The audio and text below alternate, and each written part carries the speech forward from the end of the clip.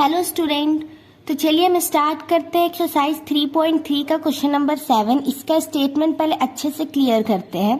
देखिए, the adjacent figure hope इजे मतलब HOP इजे parallelogram, मतलब कि ये एक एडजेसेंट फिगर है HOPE का, जो कि एक पैरेललोग्राम है। तो find the angle measure of x, y and z। तो इसमें हमें मतलब कि वैल्यू फाइंड करना है x, y और z का।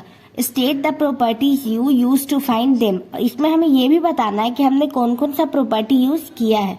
तो ऐसे क्वेश्चन में हम सबसे पहले ये देखते हैं कि कहाँ पास है जो हमें लीनियर पेयर से मतलब सॉल्व होगा। तो आप यहाँ पास देखिए, ये मतलब इधर हम मान लेते हैं एंगल 1, तो ये एक लीनियर पेयर हो गया। इसे हम कैसे सॉल्व करेंगे? By linear pair. ये हो गया। Linear pair is equal to कितना होता है? 180 डिग्री होता है। तो हो जाएगा angle 1 plus 70 degree is equal to 180 degree. अब हम निकालेंगे एंगल 1 का वैल्यू। 180 इस साइड प्लस में है, इस साइड जाएगा -70।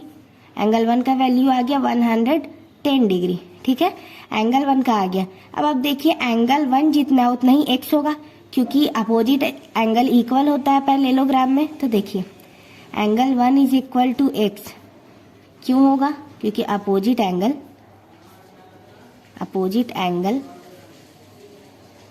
Of a parallelogram are equal. ठीक है, इक्वल होता है इसलिए ये इक्वल हो जाएगा। देखिए, तो x का वैल्यू कितना हो जाएगा? 110 डिग्री हो जाएगा। आई होप आपको अच्छे से क्लियर हो गया होगा। अब आप देखिए, यहाँ एंगल y है और ये 40 है, तो ये भी तो इक्वल होगा, अल्टरनेट एंगल से होगा। देखिए, angle y is equal to 40 क्यों होगा? रीजन क्या है? कौन सा प्रॉपर्टी लगा?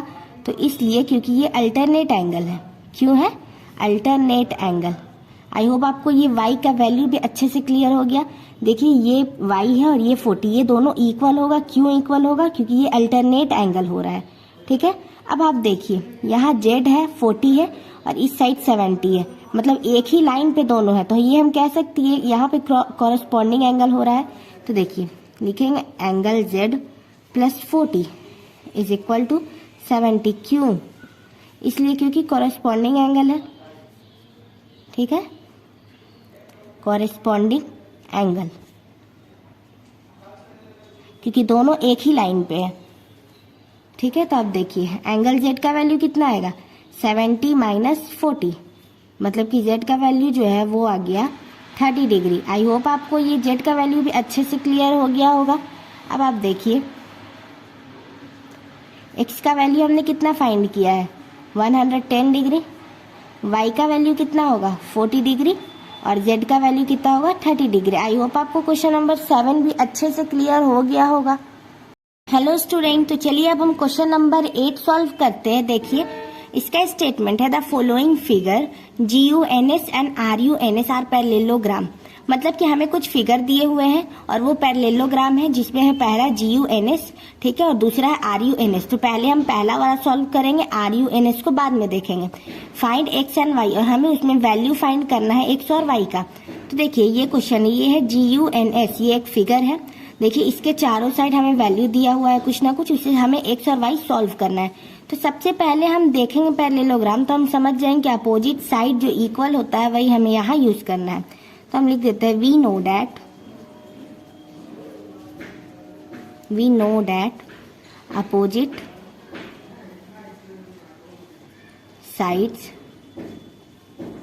Of a parallelogram are equal है। ठीक है, तो सबसे पहले देखते हैं ये दोनों साइड को। तो 3x इज इक्वल टू 18, ये हो गया, दोनों अपोजिट साइड है और उसको हमने इक्वल में ले लिया, मतलब इज इक्वल टू में ले लिया। x का वैल्यू निकालेंगे 18/3, 3 से कैंसिल करेंगे 6 टाइम में, x का वैल्यू जो है वो आ गया 6।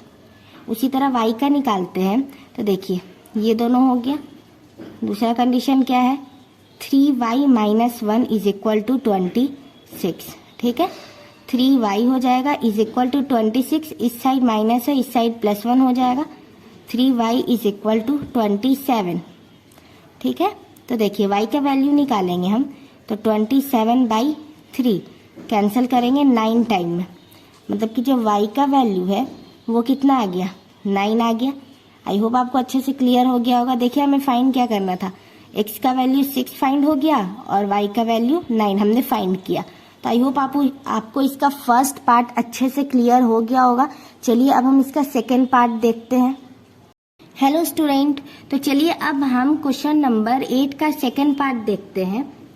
तो देखिए सबसे पहले जैसे कि ये एक डायग्राम दिया हुआ हमें RUNS का, ठीक है, जिसमें सेकेंड पार्ट था। तो देखिए इसमें हमें साइड या फिर एंगल में कुछ भी नहीं दिया हुआ है, इसमें हमें डायगोनल्स में दिया हुआ है। तो देखिए हम लिख देते हैं, जैसे कि यहाँ हम एज्यूम कर लेते हैं O है, क्योंकि डायगोनल है तो इसमें आधा आधा बाइसेक्ट कर रहा है।